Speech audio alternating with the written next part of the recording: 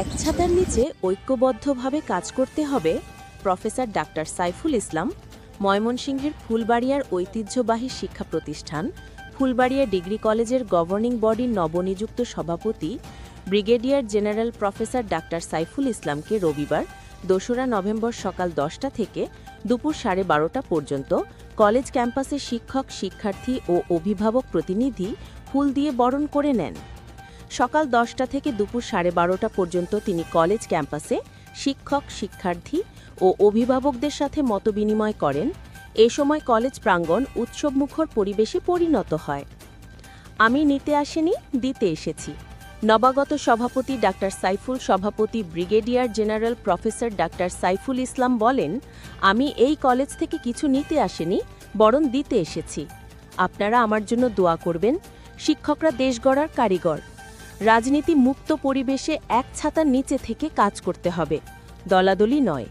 ঐক্য ও আন্তরিকতার মাধ্যমেই ফলাফল উন্নত করা সম্ভব। তিনি আরও বলেন, আমি বাংলাদেশের মধ্যে তৃতীয় স্থান অধিকারী রেডিওলজিস্ট। ইনশাল্লাহ ফুলবাড়িয়া ডিগ্রি কলেজকে প্রথম শ্রেণীর কলেজে রূপান্তর করব।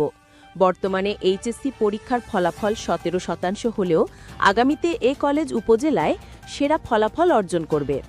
নিজের ছাত্রজীবনের স্মৃতি তুলে ধরে তিনি বলেন, আমি ছাত্রজীবনে 4 মাইল হেঁটে স্কুলে যেতাম। ১৯৭২ সালে ওসমানী উচ্চ বিদ্যালয় থেকে এসএসসি পাশ করি। সেই শিক্ষার আলো আজও আমাকে অনুপ্রাণিত করে। শিক্ষকদের প্রত্যাশা নবাগত সভাপতির নেতৃত্বে কলেজ এগিয়ে যাবে।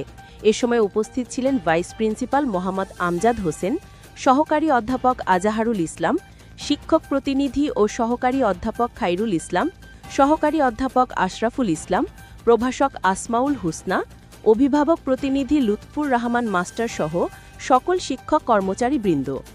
সভাপতি ডাক্তার সাইফুল ইসলাম তিনি আরও বলেন, কলেজে কোনো দলাদলি চলবে না। শিক্ষকরা আন্তরিক হলে, শিক্ষার্থীরাও সিনসিয়ার হলে ফলাফল অবশ্যই উন্নত হবে। আমাদের লক্ষ্য ফুলবাড়িয়া কলেজকে মর্যাদাপূর্ণ এক শিক্ষা প্রতিষ্ঠানে পরিণত করা। সাইফুল ইসলাম তরফদার, ময়মনসিংহ।